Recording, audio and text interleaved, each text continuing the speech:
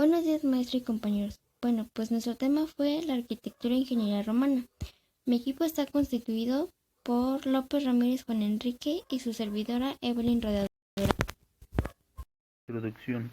Todo comenzó durante la Segunda Guerra Púnica, que enfrentó Roma y Cartago. En un intento de frenar el peligro que se oponía al espíritu expansionista de sus territorios hispánicos, Roma había salido victoriosa, quedándose con diferentes ciudades desde el norte de la península itálica. Estilos arquitectónicos, orden toscana. Este sustituye al dórico. Esta columna tiene capitel, pero la diferencia es que tiene basa y el fuste liso. Como aquí se muestra en la imagen, tiene su capitel, su basa y su fuste liso. Jónico romano. Se diferencia del griego en que las volutas no aparecen de frente, sino en diagonal. Como se muestra en la imagen, están en sentido diagonal. Orden compuesto. Es una mezcla del jónico romano y corintio. Sus volutas aparecen más grandes. Ok, aquí en la imagen podemos observar que sus volutas son más grandes. Orden corintio. Representa las hojas del corintio aparecen en sentido diagonal. Como se muestra aquí en la imagen, aparecen en ese sentido, en diagonal. Características urbanas arquitectónicas. Influencia estruca.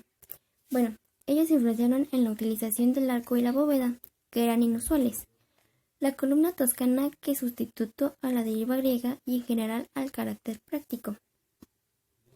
Bueno, en esta imagen también podemos observar que la bóveda ellos la perfeccionaron. Sus muros los utilizaban para dividir las ciudades. Su arquería ciega la utilizaban para los templos. Bueno, en esta imagen podemos observar que aquí tienen bóveda de cañón, cúpula semisférica, bóveda de arista. Esta es una pendiente y varias columnas. Aquí hicieron una combinación de una bóveda, una pendiente, de pendientes y de columnas.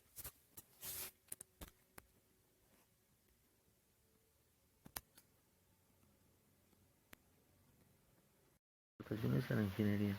Uno de los principales ingenieros de la época o del Imperio Romano fue Marcus Vitruvio, quien fue escritor, arquitecto, ingeniero y tratadista romano.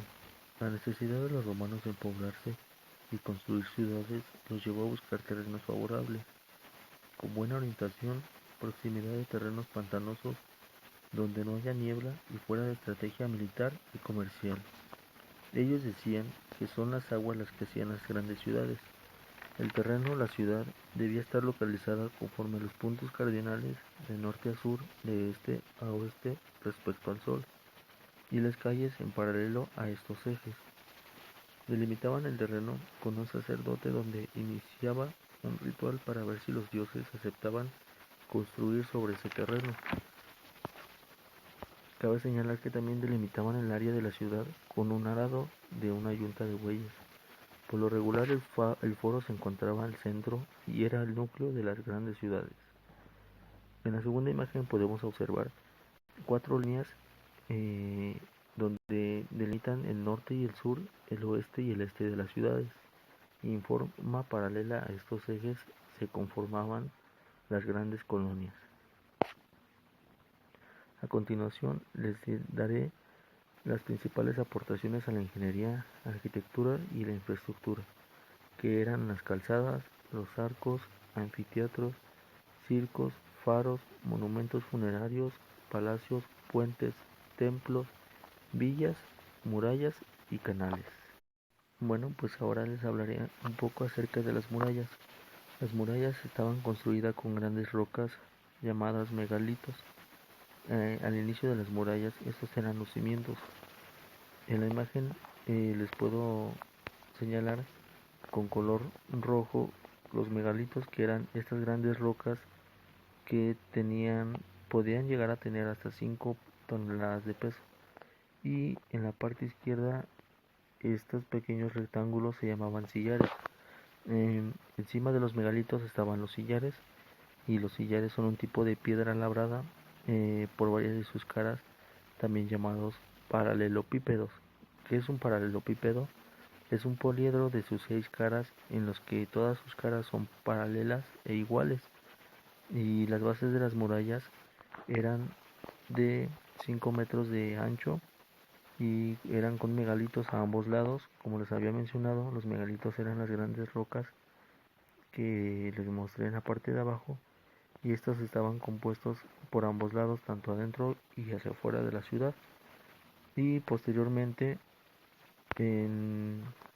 hacia arriba de los megalitos se encontraban los sillares que les voy a señalar con color rojo, y se encontraban tanto horizontalmente como verticalmente. Esto para que era para mantener el marco rígido y que la muralla se encontrara bien cimentada. Adentro de todo esto ponían piedras pequeñas y tierra para poder compactar y para que estuviera bien compacta y tuviera material inerte, y así la muralla estuviera estable. Y encima de las piedras y de la tierra ellos ponían capas de adobe. Las capas de adobe eran de 10 por 30 por 45 centímetros. La altura total de la muralla era de unos 12 metros. En esta imagen podemos observar las capas de adobe, que eran estas de color negro, y aquí podemos observar también tanto su altura como la anchura del muro. Y en la parte superior de arriba eh, llegaba a alcanzar una anchura de 4 metros. Era suficiente para que pudiera pasar la vigilancia o los soldados de ese entonces. Y también cabe resaltar que el adobe es una masa de barro y paja moldeada en forma de ladrillo y secada al sol. Y una nota interesante es de que en un principio los materiales que utilizaron en la construcción eran el adobe, la madera y la terracota durante el primer milenio antes de Cristo. Después, a distancias bien estudiadas, como podemos observar en la segunda imagen, construían ellos torres, eh, y era para adentro de las torres poder poner catapultas. Al interior del muro habían rampas donde estas catapultas podían desplazarse fácilmente hacia arriba o hacia abajo. Ahora les hablaré un poco acerca de los arcos y el circo. Tenía 7 metros de altura los arcos o las entradas principales al interior. Como podemos observar en esta imagen, podemos observar los pilares del circo y lo que adentro viene siendo los arcos y las bóvedas. Las bóvedas estaban de esta manera por la parte de adentro, y las bóvedas estaban construidas con hormigón romano, que es un tipo de obra hecha con mortero y piedra de todo tipo, y tiene la apariencia a lo que hoy conocemos como concreto. Y las escaleras son las de la segunda imagen, que esas daban hacia las gradas superiores para poder subir. En esta tenía también una reja donde podía permitir el paso de las personas, y normalmente el cimiento de los circos eran en bóvedas. Las gradas estaban al interior en forma de círculos o oblicuas. Normalmente eran de 310 metros de largo y una anchura de 120 metros para 23.000 espectadores. Ahora les hablaré un poco acerca de la administración Plaza de Representación. Esta era la segunda más grande construcción de las ciudades, con 265 metros de largo y 145 metros de ancho. Por lo regular era el núcleo de la ciudad, y dentro de ella se encontraba la administración, que venían siendo los archivos, tesorerías, aulas de reunión, leyes y cosas por el estilo. Y adentro estaban con adornos que eran fuentes, jardines, estatuas y inscripciones honoríficas. Todo alrededor de esta plaza de representación estaba construida con pilastras. ¿Qué es una pilastra? Es una columna de base cuadrada o rectangular, especialmente la que está adosada hacia la pared. Como en la imagen podemos observar, estas son las pilastras, las de color rojo, y de hecho también aquí podían observarse los megalitos o los cimientos de esta gran plaza.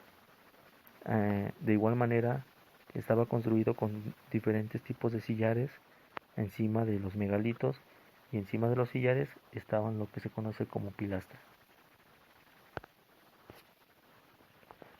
Como les estaba mencionando, tenían adornos con fuentes, jardines, estatuas, inscripciones honoríficas, y todo esto estaba organizado en forma paralela. Dentro de esta plaza también se encontraba otra plaza más pequeña, que era de 265 metros de largo por 135 metros de ancho, y en el centro se encontraba el templo dedicado al culto del emperador, y era la área con mayor prestigio de la ciudad. Ahora les hablaré acerca del anfiteatro. El anfiteatro estaba construido con sillares y megalitos de forma circular. Las entradas eran en bóvedas directamente hacia las gradas, como podemos observar en esta imagen. Con rojo estoy resaltando las entradas y las gradas con el color verde. Algo muy particular de los anfiteatros es que en el centro había también unas fosas que atravesaban transversalmente a la arena cubierta con madera, y adentro se encontraban los espacios de descansos para aquellas personas que eran los gladiadores o que iban a luchar.